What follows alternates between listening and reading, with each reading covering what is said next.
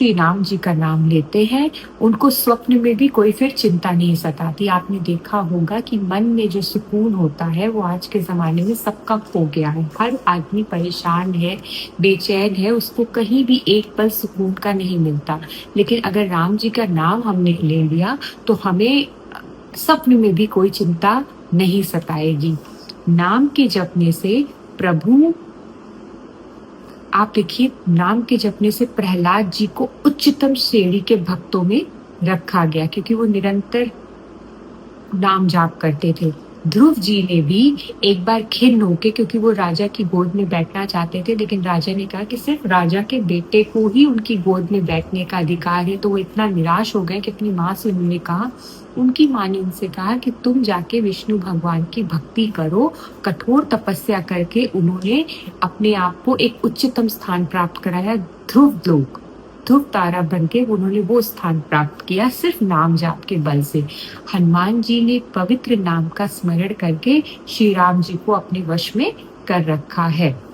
नाम की बड़ाई कहाँ तक कहूँ, राम भी नाम के गुणों को नहीं गा सकते। स्वयं राम जी को भी नहीं पता कि उनके नाम में कितने गुण हैं।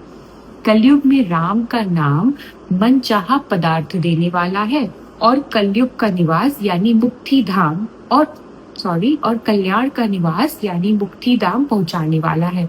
सिर्फ राम के नाम से इस जीवन में हमें जो भी चाहिए वो सब मिल जाएगा, और हमें उसको भोगते हुए, उसको प्राप्त करने के बाद, अपनी सारी इच्छाओं की पूर्ति करने के बाद हमें मुक्ति धाम भी जाने का अवसर मिलेगा, सिर्फ श्री राम जी के नाम के जाप से। कलयुग में नाम कल्प वृक्ष है, जो स्मरण करते ही संसार के सब जंजालों को नाश कर देने वाला है।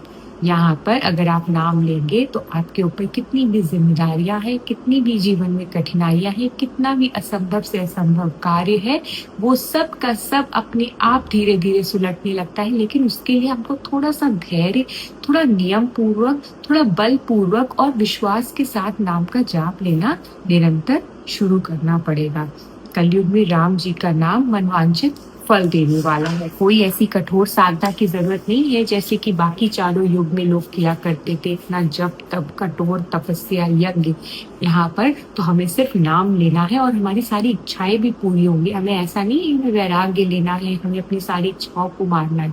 हमारी सारी इच्छाओं की पूर्ति होने के साथ साथ हमें मुक्ति धाम का में स्थान मिलेगा अगर हम राम जी के नाम का उच्चारण करेंगे।